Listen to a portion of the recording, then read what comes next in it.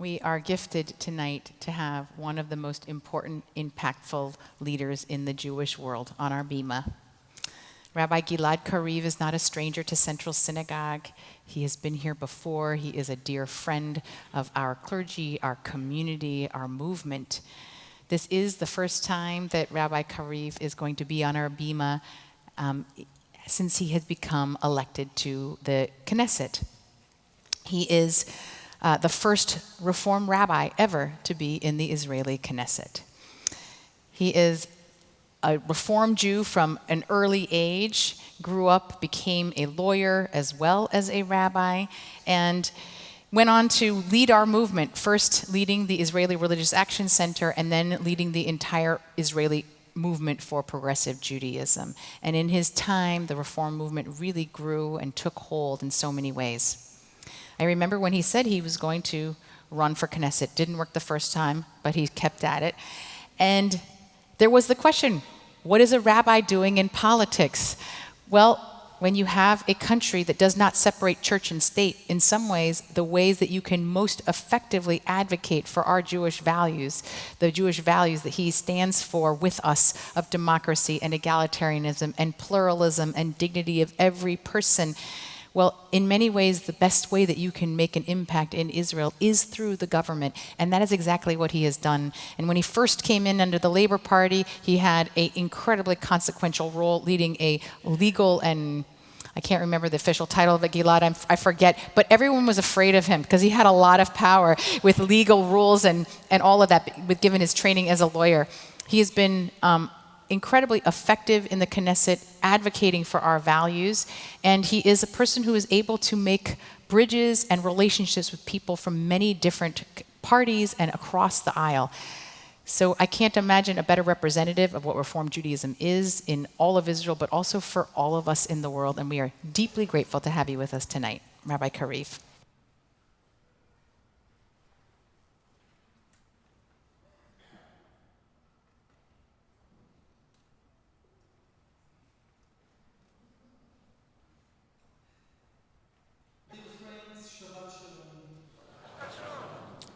Thank you for the kind invitation to address you from this holy bima. Thank you, Rabbi Buchdel, for your generous introduction. Almost 4 years ago, upon the beginning of my service in the Israeli Knesset, I was privileged to stand here. Sadly, so much has changed. Honestly, it wasn't an easy decision to take this short visit to New York. Over the last 11 months, the length of the news cycle in Israel is measured by hours, if not minutes. Yet, the importance of strengthening the relations between our communities and the open and sincere dialogue between Israelis and Jews around the world is clearer now than ever. As I shared with many colleagues who have come to Israel to express their solidarity, I strongly believe that many Israelis understand today, in a deeper way than ever, the impact of the Israeli reality on the well-being of Jewish life outside Israel. This growing understanding should become a fundamental element in our dialogue and mutual relationship. This week's Torah portion, Ki Tetzeh, concludes with the known mitzvah of remembering the evil deeds of Amalek. Remember what Amalek did to you on your journey after you left Egypt, how, undeterred by fear of God, he surprised you on the march when you were famished and weary, and cut down all the stragglers in your rear. 11 months after October 7th, and 2 weeks after the brutal murder of 6 hostages, there is no need to explain why Israelis and lovers of Israel see Hamas as a modern-day Amalek. The failure of others to see this is a deep moral illness. Yet, a careful reading of the text reminds us that Amalek's success was also rooted in the fact that the Israelites left the stragglers alone at the back of the line. Our Torah and our sacred tradition calls us to remember the need to stand against evil and to fight it with no fear, but also to do it in a way that does not leave our brothers and sisters behind. This ancient teaching must bring the leaders of Israel to place the release of the hostages as our most urgent and important task, and to fully recognize the fact that the way to do it is mainly through an agreement and a ceasefire. It is important to remember that this understanding is not easy to embrace. The need to defeat Hamas is real and relevant today, not less than it was immediately after October 7th. It is a valid duty if we want to rebuild the destroyed communities in the South.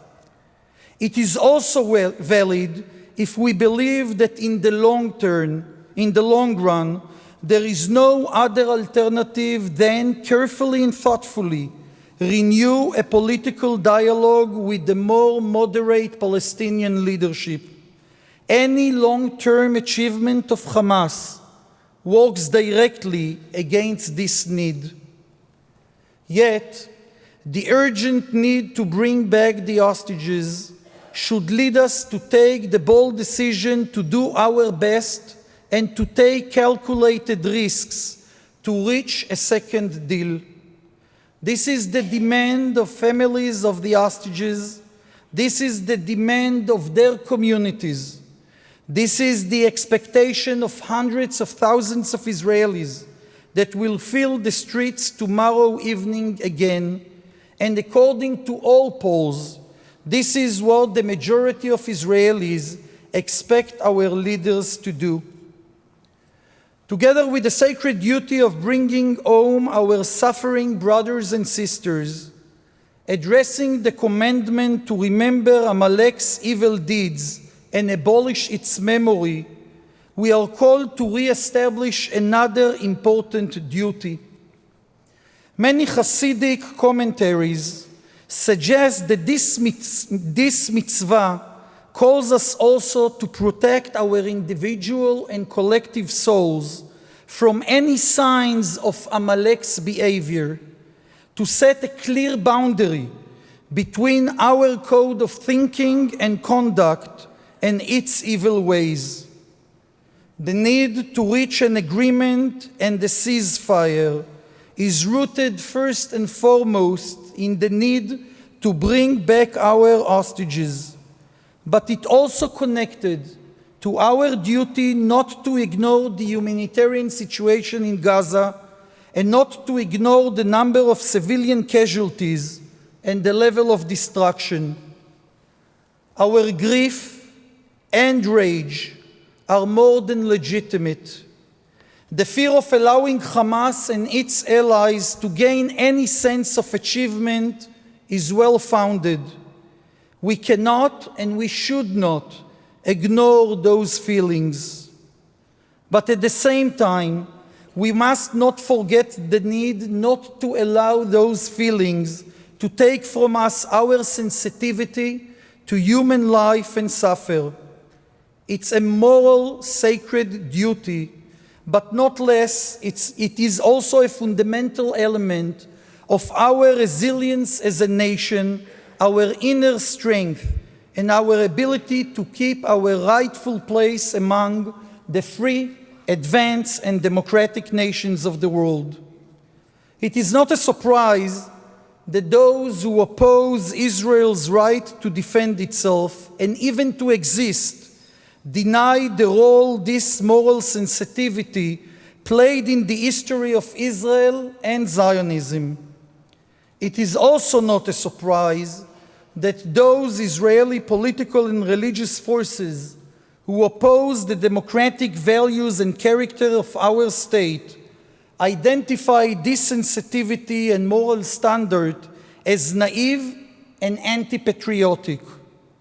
Those exact forces read the ancient commandment to abolish the memory of Amalek in a way that threatens to blur the fundamental difference between us and those who seek to destroy us. There will be no bigger victory for those who slander Zionism than allowing those political forces in Israel to shape the face of our country. In the same way, we must prepare ourselves for the day after regarding the reality in Gaza and in the West Bank and in the entire region. We must also prepare ourselves for the continuation of the efforts to harm the democratic values of our state. We are called to keep in mind the sad fact that days of war are usually used by those who try to minimize the protection of human rights and the rule of law.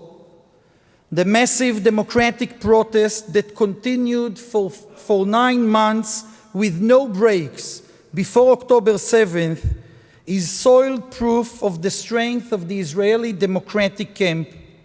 We have all the reasons to believe it is fully committed to remaining on guard, and we must be part of its efforts.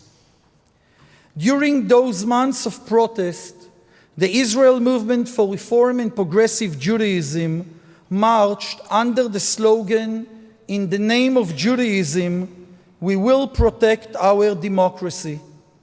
Today, in a much more challenging and painful Israeli reality, our slogan must be, "In the name of Judaism, we protect our country, our democracy, our values, and yes, also our hope." Dear friends, 2 months before October 7th, I traveled to the south for a few political meetings. One of them was with Ophir Lipstein, the head of the Regional Council of Sha'ar HaNegev. We set to meet in his office, but on my way there, he called and asked me to come to Kibbutz Erez, one of the closest kibbutzim to the border with Gaza. We climbed together a hill inside the kibbutz, and there, from the top, he shared with me his vision to establish a joint industrial area that will enable thousands of Palestinians to work in Israeli factories and businesses. As the head of the regional council, he was deeply disturbed by what he saw as a soft response of Israel to the military capacities of Hamas. But at the same time, he was also convinced that we need to explore ways to create a better reality for the two communities. On the morning of Simchat Torah, October 7th, Ophir, a true friend of our movement, was murdered by Hamas terrorists when he tried to defend his beautiful kibbutz, Kfar Aza, a kibbutz who is still waiting for 5 members of the community to be redeemed from their savage captivity. After October 7th, many Israelis think that Ophir's vision was naive. Yet, as I shared with you, Ophir was fully aware of the urgent need to address the military threats of Hamas and refused to accept what was then the status quo. But in a prophetic way, he knew we must defeat evil and at the same time envision and plan a better future, even if it is still far from the reach of our eyes. For me, this is the legacy of my dear friend Ophir, and because of this legacy, we named the newest Reform congregation in Israel after him, with the blessing of his grieving family. This legacy is the true meaning of our request every Shabbat evening before we sing Lecha Dodi. This request should become the slogan of our life in Israel after October 7th. Adonai oz le'amo iten. May God give strength to its people. Adonai yevarech et amo bashalom. May God bless its people with peace. Shabbat shalom, Shana Tova.